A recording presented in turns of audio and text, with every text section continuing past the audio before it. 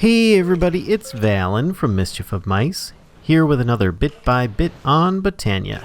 Today we're going to be covering Elementium-based weapons and armor. To start off with, you're going to need to know how to craft some of the items used to make the armor and weapons. So you will need to know how to make a Dreamwood Twig, which is just a couple pieces of Dreamwood in a crafting bench will make you one single twig. On top of that, to make the ingots themselves, as well as the Dreamwood, you'll need to throw in either living wood or mana steel into a Alfheim portal. Or an Alfheim portal, as would be correct. Now, to use these, we can then create different weapons. We're going to start with that first, and then we'll move on to the armor. The Elementium Axe, for starters, takes 2 of the twigs, 3 of the Elementium in your standard axe recipe.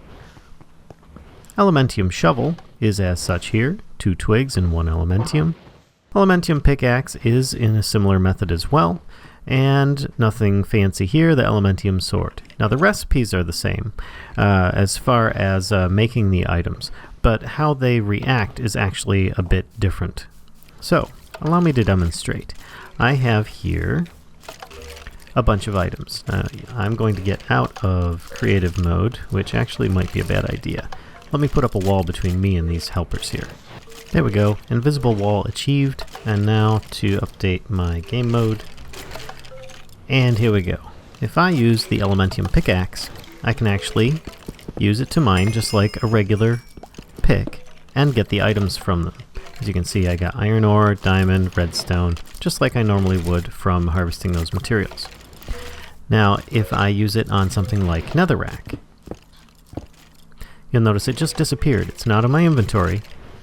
Same thing with stone, cobble, and any other mundane materials that you really don't use, like that are of value.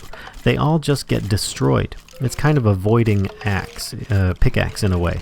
So therefore you won't be dragging around tons of mundane materials if all you're looking for is the ores and precious materials.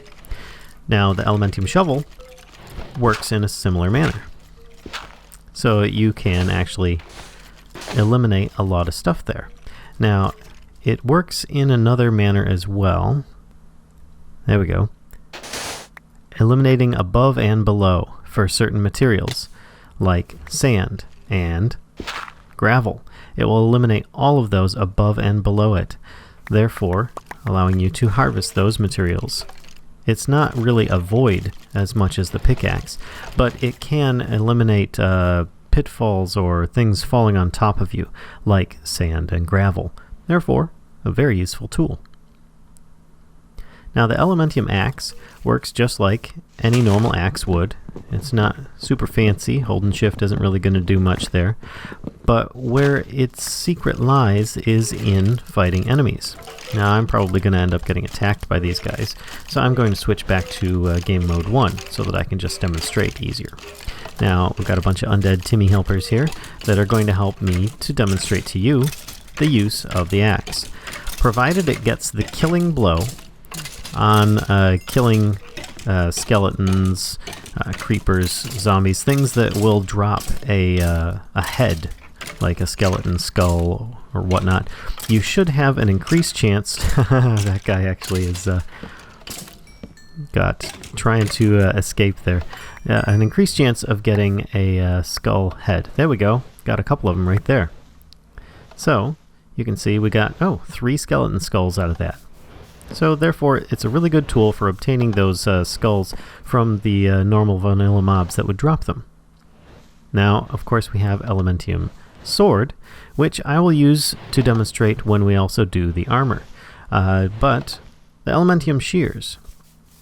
Let's go over here to these sheep, and you'll see the benefit right away. Now, obviously, I can use it to shear a sheep, or I can hold it back like a bow, and you can actually harvest all the sheep in a nearby area.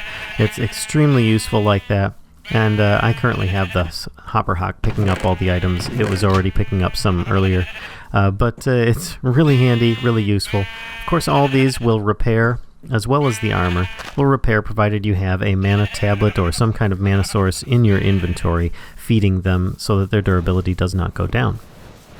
Now, the sword, I will show off, like I said, in a second here. Before I do, let me get to the Elementium Armors. There we go. We've got the helmet, the chestplate, leggings, and boots. Like I said before, the recipes are nothing fancy. They're all very similar to regular vanilla recipes, just substituting the ingredients a little bit. So you've got, your 24 ingots to make yourself a complete set.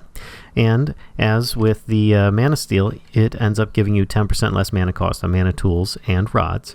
But you get a chance for pixies. And it says to apply potion effects. I'm not so sure how effective the potion effects would be, but pixies will end up attacking the any attackers you have. So I have my sword here in my hand, which, on top of it doing normal sword damage, like an iron sword or a mana steel sword, it will actually also increase the damage that the pixies do. I heard you, Enderman. And it will also end up increasing the chance of spawning more pixies.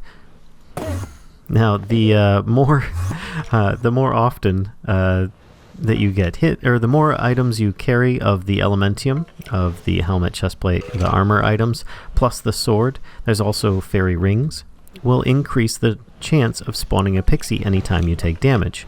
So, let me change my view mode here so you guys can see what's going on. The pixies may not show up too well. Usually it just ends up hitting the enemy, but just for demonstration purposes here, let's get into game mode 0 and let them attack. Actually, let me grab some potion here. And you'll see that these guys are starting to take damage. As they attack me, they will randomly get hit by something. Now, I don't have any kind of thorns magic on me, and that guy got hit by a potion effect. Let me drink some more here. And I will actually bring out my sword, and it should increase the chance of pixies coming out much more frequently there. So, there you go. Of course, I do look a little bit more like a porcupine right now. So, that pretty much sums it up. Oh no, wait, there's one more item actually. That would be, oh, hold on, where is it? There it is. Crystal bow. This one here is actually pretty darn cool. If you want a bow that you don't need to worry about... Oh, someone shot at me. Hello. Come back here. There we go. If you want a bow, you'll need a couple of dragonstone, which are mana diamonds tossed into an Alfheim portal, plus a regular living wood twig, some mana infused string, which is just string dropped in a mana pool. You'll get yourself one of these crystal bows. Now the advantages of these are, one, I don't need ammunition. So let me get rid of the arrows there, and you can see I can still shoot. I am not in creative right now. So therefore I have infinite arrows. As long as I have mana in my inventory, I can shoot arrows, because that's what it uses. That's what it uses instead.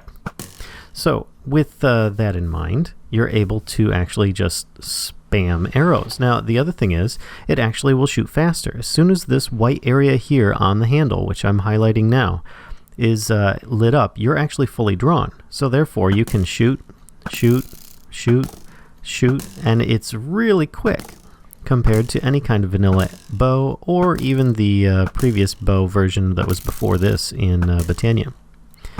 So there you go, folks.